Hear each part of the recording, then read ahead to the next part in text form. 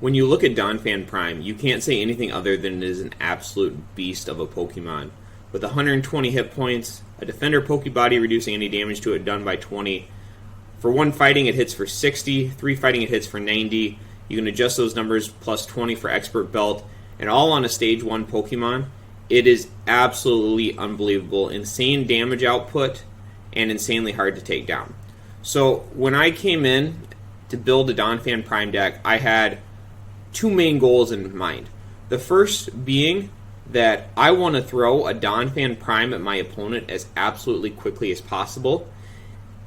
Putting something doing this much damage, this hard to take down in their face on turn 2 or turn 3 can end a lot of games before they even start.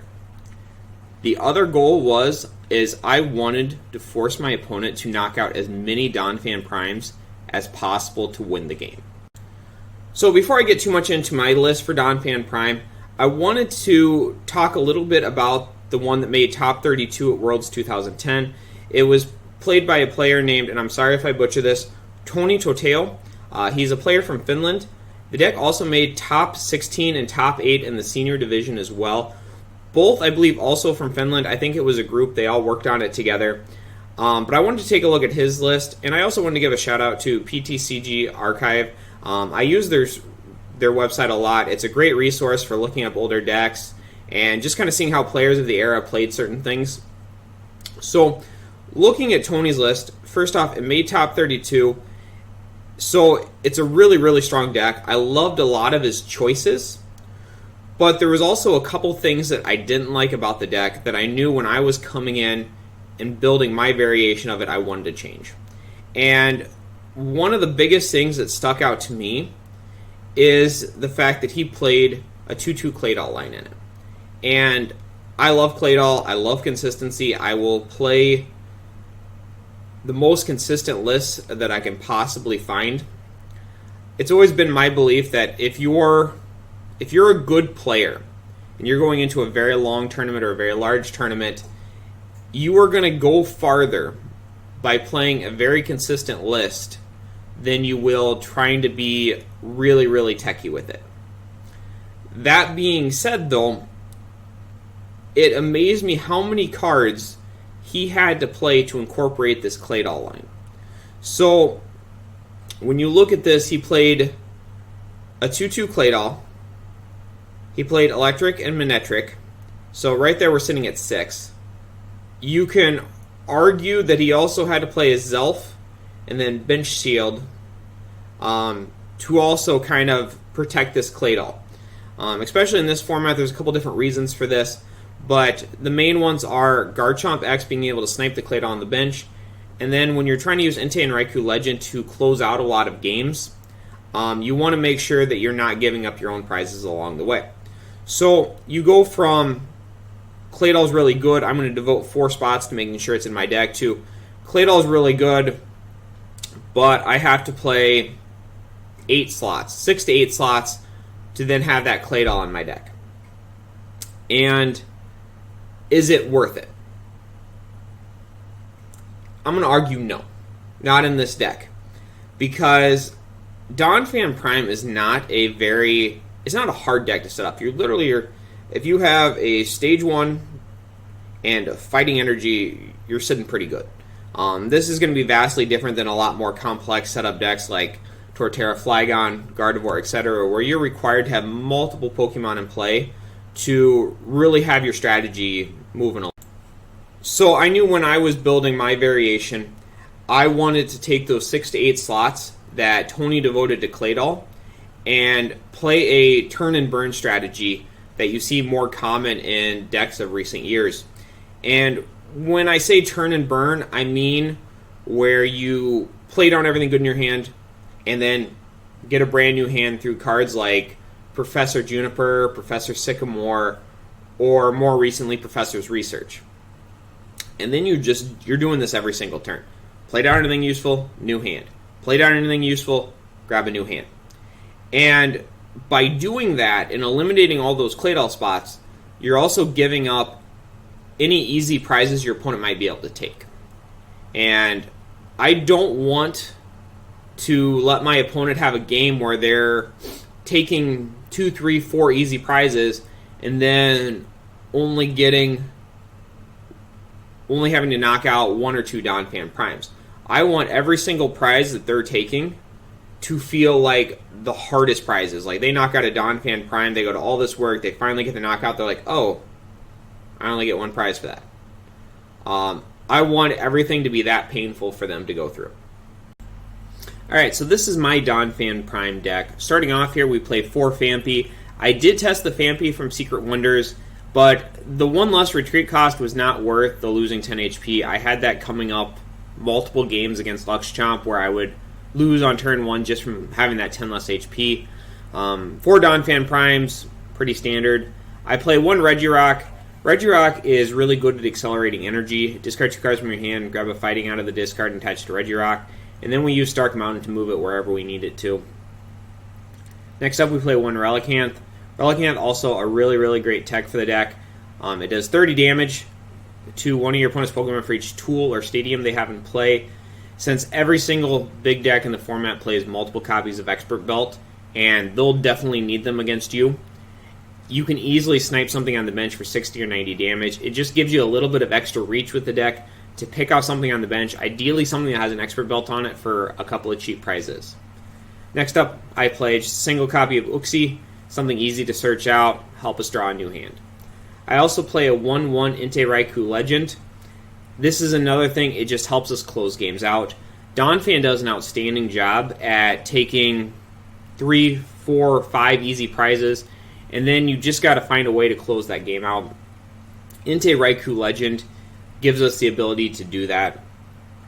It's also a fire type, so it gives us a strong attacker against decks like Steelix and Dialga as well. So that rounds out the Pokemon lineup. I only play 13. It is a very slim lineup, but I went with a much thinner Pokemon lineup to fit a lot more room into our trainer lineup. Alright, so moving into our trainer lineup here, I play 4 copies of Roseanne's Research.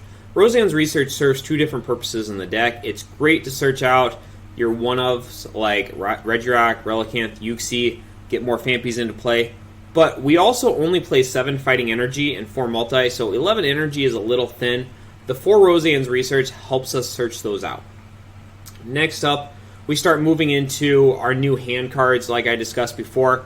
We're playing more of a turn and burn type of strategy here, so being able to play down our hand and then get a new one is really important to the strategy of the deck. So I play 4 Oak's New Theory, pretty straightforward. Shuffle your hand into your deck, draw 6 new cards. Next up, I play 4 Pokemon Communication. Now this one may seem a little odd because we only play 13 in the Pokemon lineup, and sometimes it does cause issues, but I found that Pokemon Communication is just so much better and more consistent than other options we have in the format like Quick Ball or Master Ball, stuff like that.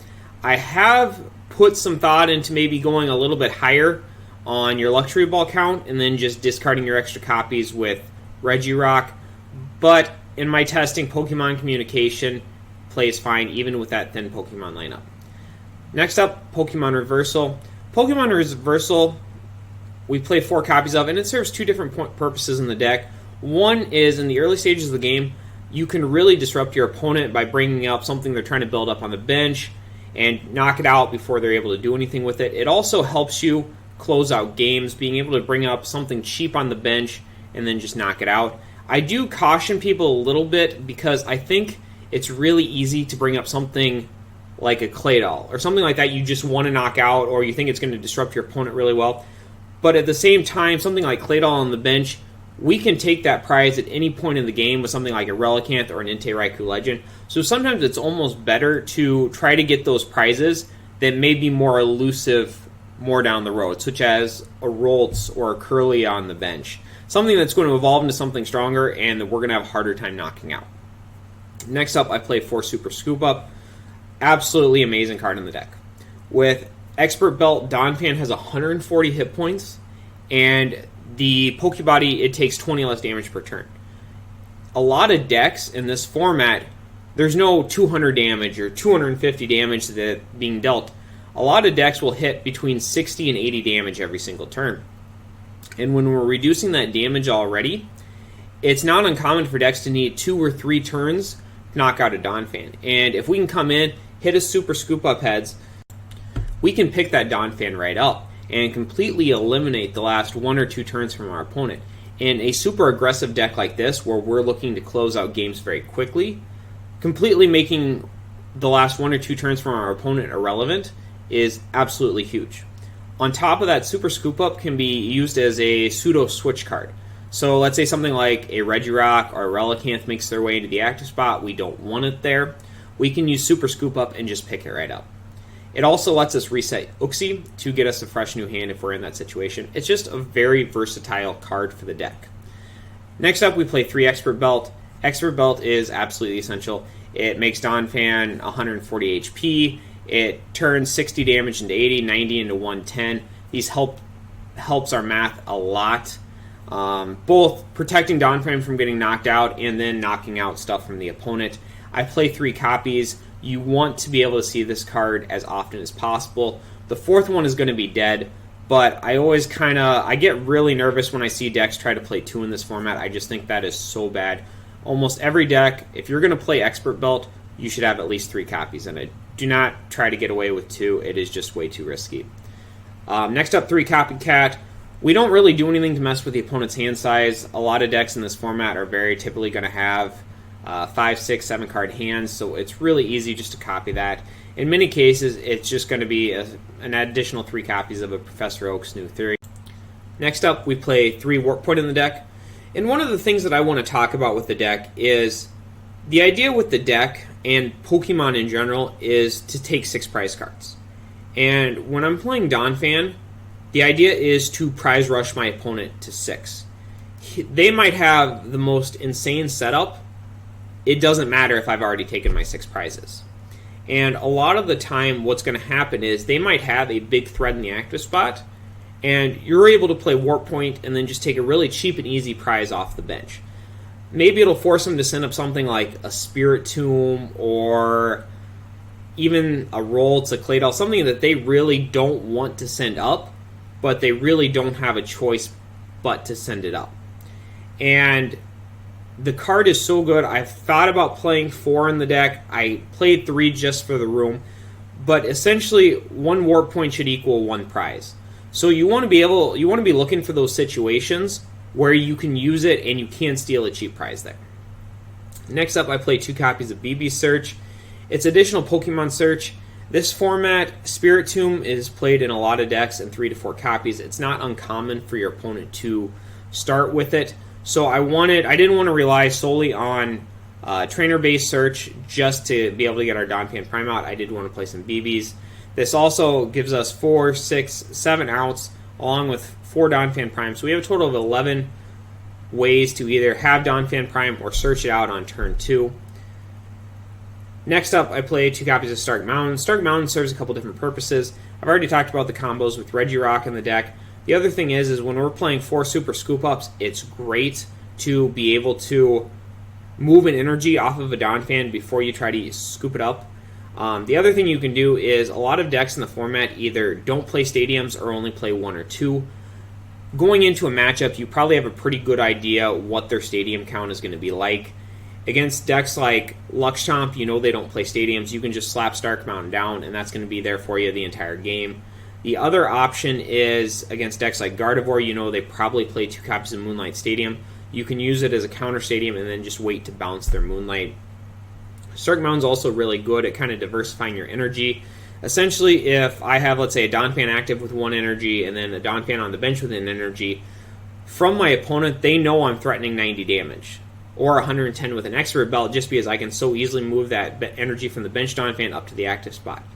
This can make situations really, really hard for your opponent where you're not overly committing resources, but they know if they give you that opening, you can do it with relative ease. Next up, I play 1 copy of Cynthia's Feelings. Cynthia's Feelings is okay. We play a deck where we don't really let the opponent take prizes very easily, so to have a benefit after they've knocked something out is not going to be as common as it might be for other decks. However, drawing a new hand of 8 cards is really good. I wanted to make sure I had it in the deck or an option for us, so I played just 1 copy. Next up, I play one copy of VS Seeker. VS Seeker is not something you see a whole lot in the 2010 format. It just fit in really well with this deck. When I was first building this deck, I actually theoried around playing 4 copies of it, and then I cut down to 3. More testing was 2, and then finally I just settled on 1. Essentially, it's just going to be a new hand card.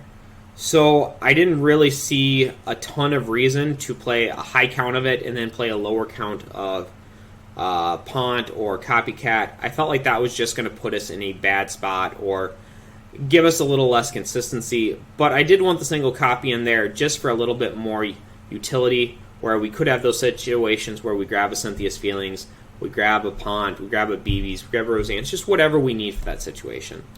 Next up, we play a single copy of Luxury Ball.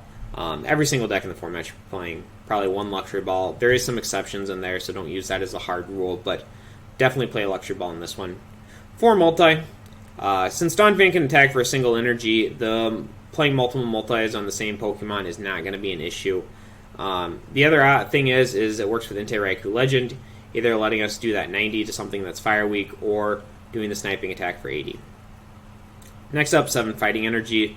I love the Emerald Energy. I had to play it in here. Alright, so that wraps up the Donphan Prime deck. The Entei Raikou version is what I consider the best variation for the deck. It is the most well-rounded and the one that I would feel most consistent taking into a tournament. However, there is 2 other variations. There are only a few cards differences, but they play a little bit differently. I'm going to quickly talk about and do a quick walkthroughs on. Alright, so this variation of the deck I call Heal Fan. The idea is to use Blissey Prime in combination with Moo Moo Milk just to keep the Donphan alive as long as absolutely possible. So, for this variation, like I said, we play 1/1 Blissey line. I drop the Entei Raikou Legend.